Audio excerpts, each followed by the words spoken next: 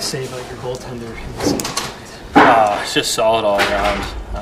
They had some great A chances there throughout, and he's just standing up tall, making a couple nice glove saves, keeping the boys energized. Honestly. How much does that fuel you, especially in that first period when it's not a lot of shots, but the shots are that high grade for? Yeah, it's like a different caliber of energy. It's like a calmness because we know we can trust him back there, but it also is like, okay, we gotta get going here because he's saving us right now, and we can get some in on the other side. How much did that hit from Domi help start that play that led to your first goal?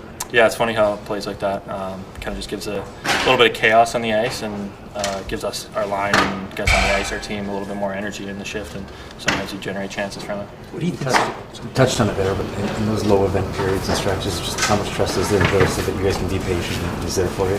Yeah, I think it's a whole team trust that we're trying to have. We know that he's been stellar all year back there and making great saves, and that trust in him falls up to our D, falls up to our forwards, and we're just trying to play a solid game, a team game together.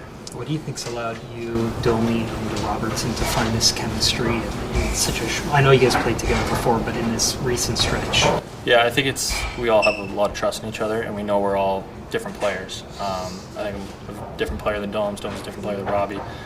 We all kind of bring something different to the table, and we're trying to bring our best to the table and not try to do anything we're not. Like when the puck's on Dome's sick, he's obviously a great passer.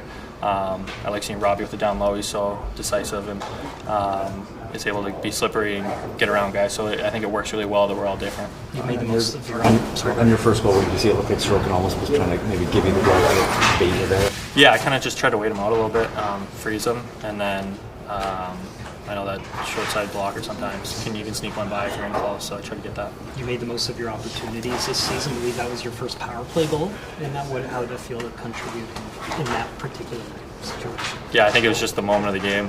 Makes it cool, and I always want to put the puck in the net, but in a tight game like that, it feels good.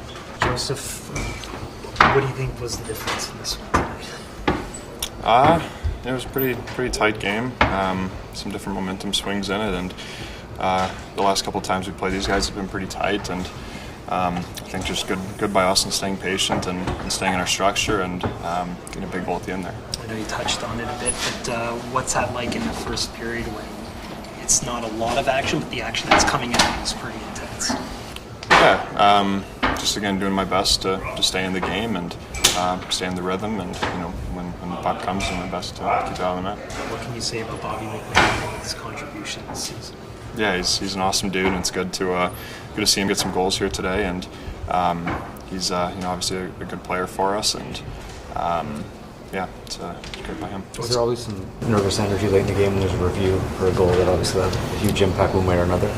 Not on that one. I think I was pretty sure on that one, but yeah, generally if there is something, there's just in the last couple minutes of the game, I think you get that little kick of adrenaline, and it keeps you motoring through.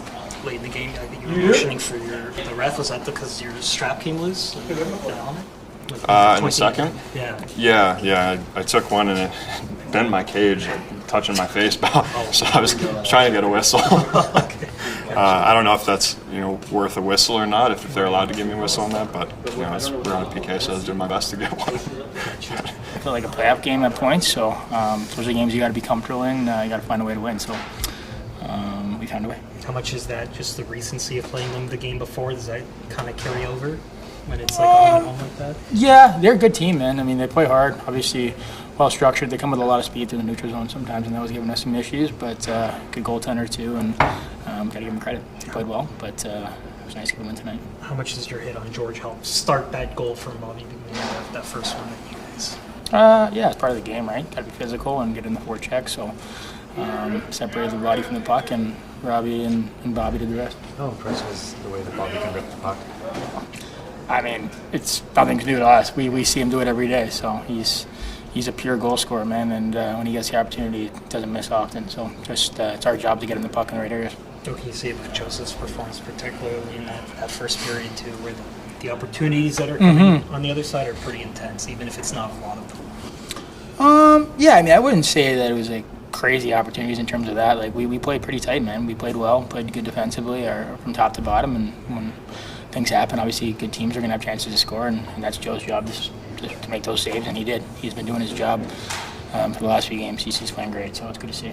What's the art to like a clean reverse hit? Just because like those happen, it's kind of hard to see. But like, what makes it clean? Just spotting where he is and kind of lining up there.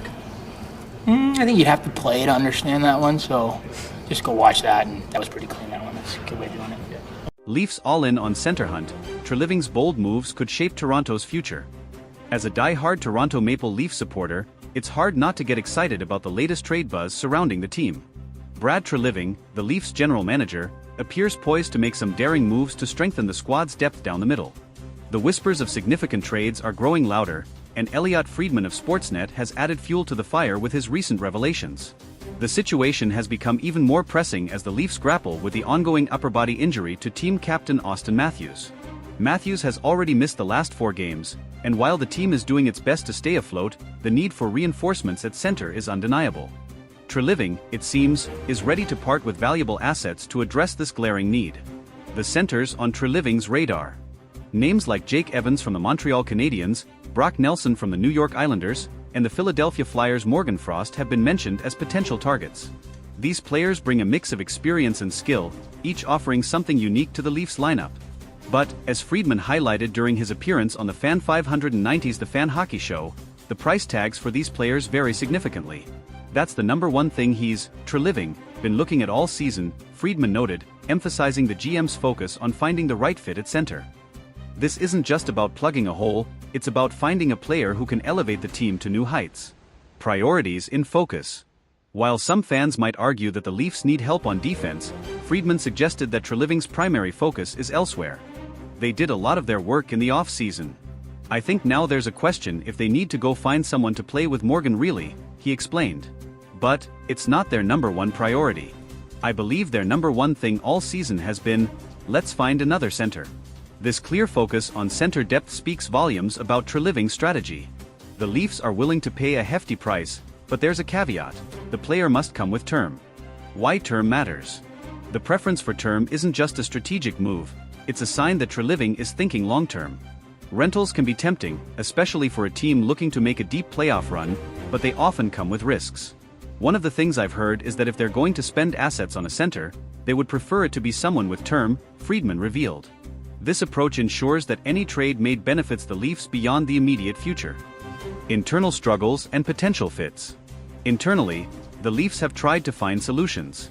Fraser Minton showed promise earlier this season, but the organization prefers to let him develop further with the Marlies. Meanwhile, the Leafs' current lineup has struggled to maintain its depth in Matthews' absence. One intriguing option could be Vincent Trocheck from the New York Rangers. With the Rangers facing their own challenges, could they be persuaded to part with a player like Trocheck, who already has chemistry with Leaf stars from last year's All-Star game? The road ahead. As the calendar flips to 2025, the trade deadline looms larger. Treliving's actions in the coming months will undoubtedly shape the Leafs' playoff aspirations and potentially their long-term future. For Leafs fans, the anticipation is palpable. Every move, every rumor, and every game feels like a piece of the puzzle. Treliving's willingness to swing for the fences shows a commitment to bringing a championship to Toronto, a dream that has eluded the franchise for far too long. Why this matters? This isn't just another season. This is a chance for the Leafs to solidify their identity as a contender. With Matthews expected to return and the possibility of a major trade to bolster the lineup, the team is poised to make a statement. Treliving's boldness, combined with the team's potential, makes it an exhilarating time to be a Leafs fan. Whether it's Evans, Nelson, Frost, or another unexpected addition, one thing is clear: the Leafs are in it to win it. So, buckle up, Leafs Nation. The journey ahead promises to be as thrilling as it is unpredictable. Treliving's moves could define the legacy of this team, and, hopefully, end the championship drought that has haunted Toronto for decades. The weight of expectations. The Leafs are no strangers to the pressure of the spotlight. Toronto is a hockey city, and the Maple Leafs are its beating heart. Every move made by management is scrutinized, every decision debated endlessly by fans and analysts alike. Treliving stepped into a challenging role when he took over as GM, and his willingness to take bold steps shows he understands the weight of these expectations. What makes this moment particularly critical is the team's current window of contention. With stars like Austin Matthews, Mitch Marner, and William Nylander in their prime, the Leafs are in win-now mode.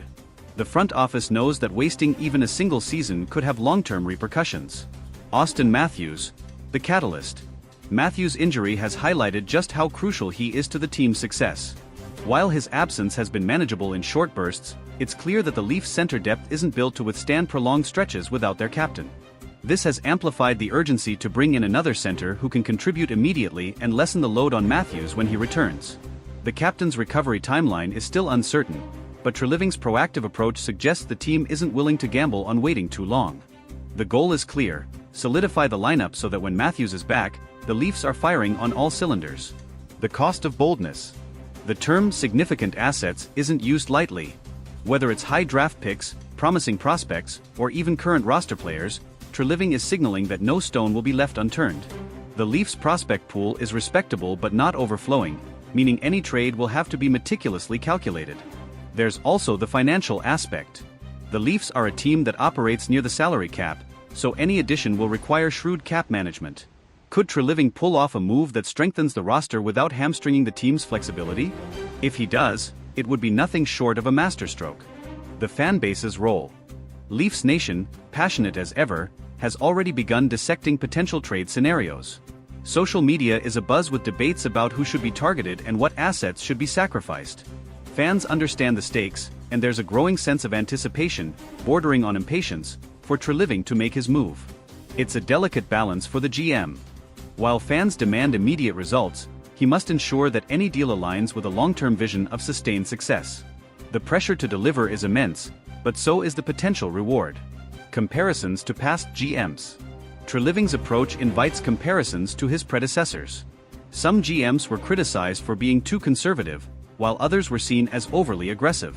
Treliving, however, seems to have struck a balance. He's willing to take risks, but only if they make sense for the team's broader goals. This calculated boldness is exactly what the Leafs need in this pivotal moment. If Treliving can pull off a game-changing trade, he could cement his place as one of the most effective GMs in recent Leafs history. The trade deadline looms. The NHL trade deadline is one of the most exciting times of the year, and this season promises to be no exception. With the Leafs actively shopping for a center, every rumor and report will be magnified. Other teams are watching closely, too, as any move by Toronto could shift the balance of power in the league. It's not just about who the Leafs acquire, it's about what message the move sends. A major trade would signal to the league, and to their own players, that Toronto is all in. That kind of confidence can be infectious, sparking a surge of momentum heading into the playoffs. Lessons from the past. Leafs fans have seen their fair share of trade deadline moves over the years, some more successful than others. From acquiring veterans to bolster playoff runs to making unexpected gambles, the franchise's history offers lessons for Treliving. The key will be avoiding the pitfalls of overpaying for short-term fixes while maximizing the impact of any new additions. The future of Fraser Minten. One of the most intriguing subplots is the development of Fraser Minten. The young center has shown flashes of brilliance but remains a work in progress.